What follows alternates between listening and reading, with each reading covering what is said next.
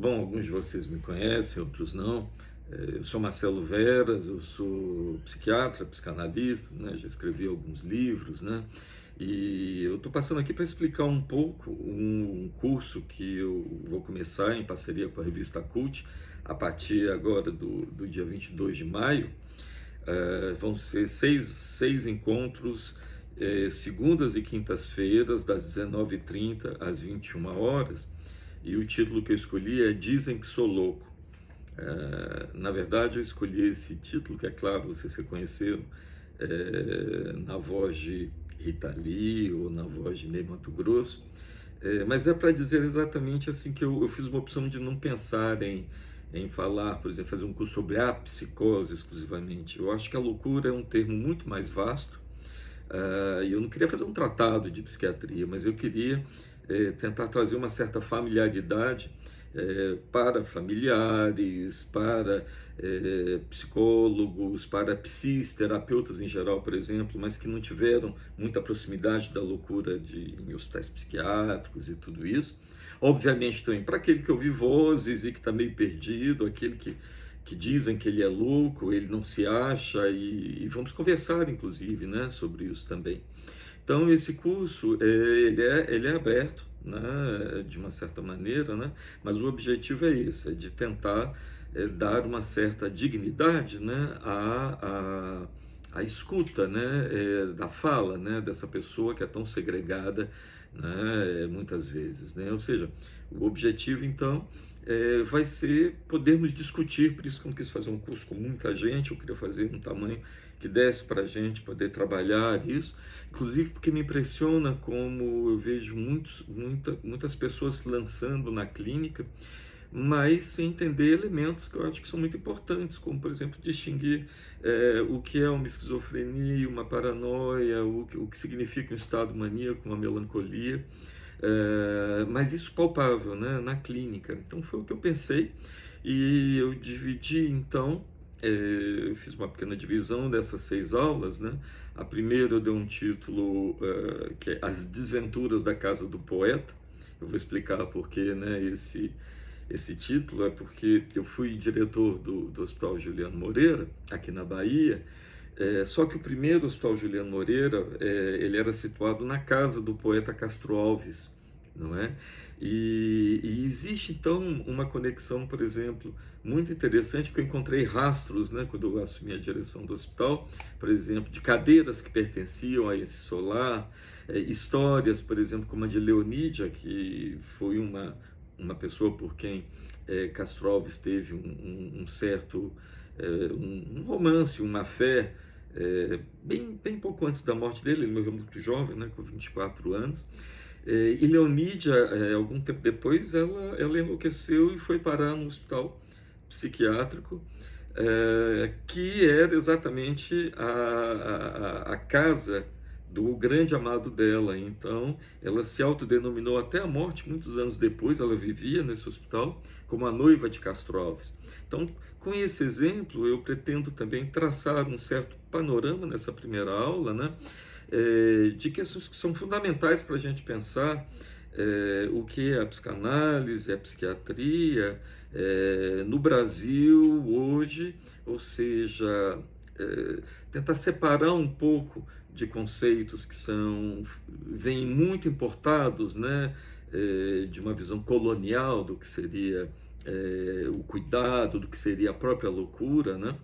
E para isso seria interessante, então, passar por esses personagens como Juliano Moreira, Lima Barreto, né, contar um pouco a história da psiquiatria, o eugenismo, falar dessa relação, por exemplo, entre Juliano Moreira e Nina Rodrigues, que eu acho que ela é muito importante. Claro, vamos falar um pouco da visão de Frantz Fanon, de Virginia Bicudo, que são pessoas que conseguiram trazer uma problemática que não aparecia tanto, que é essa junção com o racismo e o modo como isso está junto, segregação, racismo, preconceitos, né, sobre a loucura. Na segunda aula, eu botei o título O Mundo de Dentro da Minha Cabeça.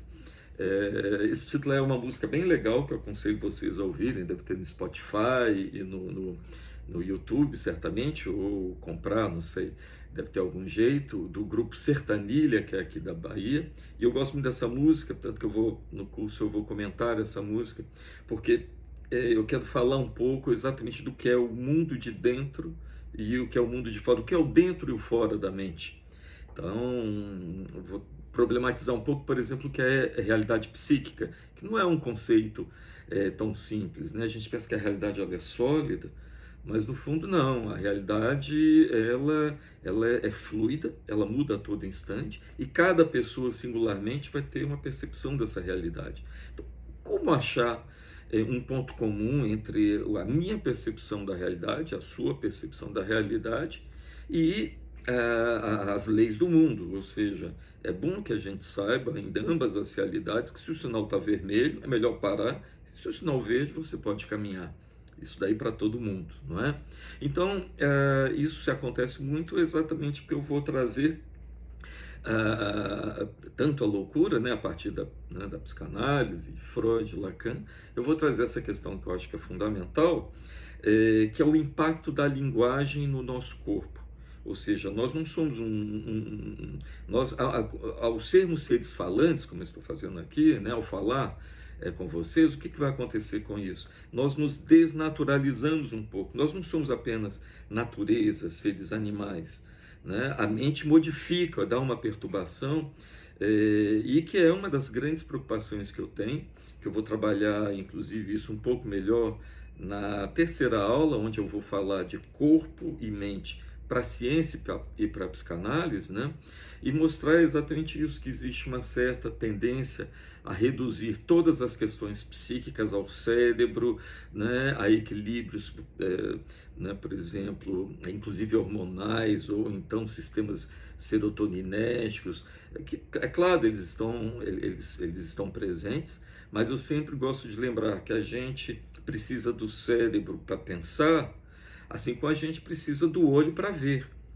Mas o pensamento não se confunde com o cérebro, assim como aquilo que a gente vê e aprecia não se confunde com o olho, não é? Então, é claro, doenças que afetam o cérebro vão perturbar o nosso modo de pensar, não é? Mas o pensamento ele é outra coisa, não adianta tratar apenas, né, digamos, aquela parte biológica do ser humano, né, que, como o próprio nome diz, essa humanização significa essa disposição para a palavra. Então, vou trazer um pouco disso, né, nessa aula, trazendo alguns elementos de uma maneira fácil para não assustar muito, porque esse curso ele é aberto também para todo mundo, onde eu vou falar, por exemplo, de Lacan, o estágio do espelho, um negócio chamado esquema L, e como isso leva à constituição do eu, que parece que é fácil, mas o Lacan, por exemplo, ele vai dizer em um determinado momento, o eu é um outro, G é l'autre, né? Ele vai dizer isso, né? Ou seja, quem realmente é esse eu que a gente fala, né? E é claro, eu vou trazer isso com casos, né? Casos de psicose, a esquizofrenia é muito bom para isso, alguns casos que vão nos permitir a gente entender um pouco melhor o mundo de dentro, o mundo de fora, o que é mente, o que é corpo, né? Aí eu resolvi, na aula 4, exato, na aula 4, eu achei importante fazendo uma pergunta, que é onde localizar o mal. Existe assim uma falsa premissa de que o louco é violento, por exemplo, quando na verdade a grande maioria de mortes, violências perpetradas na humanidade são feitas por pessoas que não são ditas como loucas, né? Mas é uma coisa, por exemplo, se eu jogo uma pedra na casa de um prefeito, eu vou ter que me haver com a polícia, às vezes talvez eu até fique em cana algum tempo, né? Isso pode acontecer, mas às vezes quando um louco joga uma pedra na casa de um prefeito, estou falando histórias que eu já presenciei, né? Já testemunhei, é capaz de ele passar um ano ou mais internado no hospital psiquiátrico, tido como violento, como imprevisível, não é? Então é importante a gente localizar o que é o mal, não é? Quer ver um exemplo que eu dou? Existe um sintagma que eu acho que é extremamente pernicioso, que é dizer que o paranoico é do mal, né? A gente associa, falamos correntemente, o sujeito ele é um paranoico como se ele fosse do mal. Poxa, na minha clínica, na escuta que eu tenho de tantos anos, o que eu conheço de paranoico, gente boa, ético e que tem lá o dispositivo paranoico dele. Então é preciso explicar isso, né, de uma certa maneira. E entender assim um pouco a lógica do que é o mal feito voluntário ou quando existe realmente uma certa psicose ali, em alguns serial killers, por exemplo. Né? É importante então problematizar isso. Temos um exemplo agora que está bem na moda, que é como localizar o mal nesse jovem da série Adolescência. Vamos pegar isso, por exemplo. Né? Eu acho que é um ponto importante.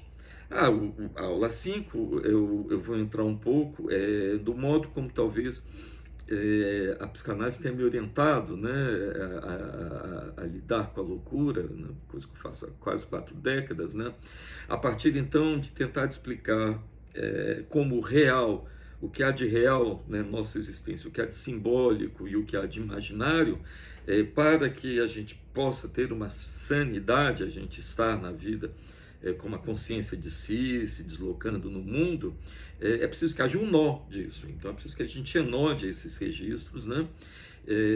Porque não é tão fácil assim.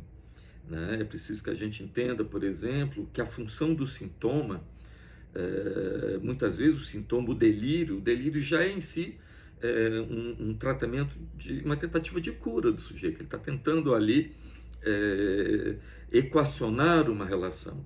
Então é preciso discutir um pouco a sutileza dos arranjos que cada um faz com o seu delírio, qual gambiarra ele vai usar para enodar na vida as palavras, né, a imagem no espelho e o real do corpo. Né? Vou tentar falar isso de uma maneira acessível também, vou trazer, por exemplo, alguns exemplos, né, onde a gente percebe o tanto que é fina essa clínica de perceber como funciona esse esboço próprio da própria pessoa, de cuidar da loucura dela. Tanto que essa é uma das diferenças entre o modo como o psiquiatra muitas vezes interroga o paciente e o psicanalista, né? Pela psiquiatria, eu sou psiquiatra, né? Normalmente a gente vai, quando é que você começou a ouvir vozes? Quando é que William Bonner começou a dirigir mensagens só para você na televisão? Ou seja, é uma tentativa de entender quando começou, né, essa doença, as bases disso que é chamado de patologização. Ora, o psicanalista, ao contrário, ele vai tentar descobrir qual era o truque que aquela pessoa fazia para não ter enlouquecido antes, né, e que de repente fracassou aquele arranjo que essa pessoa fez, e aí ela entrou num surto psicótico, por exemplo. Né? Então esse é um ponto que eu queria tratar. A aula 6 e última aula é exatamente também mostrar o otimismo que eu tenho na escuta, na clínica, né? E tentar desfazer um pouco essa ideia de medo que muitas pessoas têm da loucura, né? Então eu intitulei assim, o que fazer com a própria loucura, né? A minha também, a de cada um, né? Ou seja, não se trata tanto de ensinar o louco a ser normal, até mesmo que para mim a normalidade pode ser uma loucura como qualquer outra, né? Mas a gente vai pegar exemplo de pessoas que souberam fazer muita coisa interessante com o sofrimento mental deles, né? Arthur, que de uma certa maneira passou por todo o processo, né, da hospitalização asilar e conseguiu ainda assim dizer que ele existia. Arthur Bispo do Rosário, né, uma experiência fabulosa que o Brasil tem e que o mundo todo deveria conhecer. Posso falar de Lima Barreto, por exemplo, né? Ou seja, vamos pensar nas saídas singulares que a gente pode encontrar num momento do mundo muito preocupante, onde as classificações psiquiátricas se tornaram tão grandes que antes, por exemplo, o espectro autista, o espectro depressivo, 12 milhões de crianças medicalizadas, né, em idade escolar nos Estados Unidos com medicação psiquiátrica, o boom de Rivotril, Zolpidem. Vamos falar um pouco então da farmacologia muito instrumentalizada pela indústria farmacêutica. Vou deixar esse ponto que eu acho que é muito importante, desfazer essa ideia de que a psicanálise é contra a medicação. Isso é uma doideira. A questão não está no medicamento, está na medicalização da existência, na patologização de absolutamente tudo, não é? Então é isso que eu fiz aqui um esboço do que será essa aula, e estou aí a partir do dia 22 de maio. Vocês conseguem fazer a inscrição no site, né, da loja Cult, tem lá o curso Dizem que Sou Louco, e espero vocês lá. Até!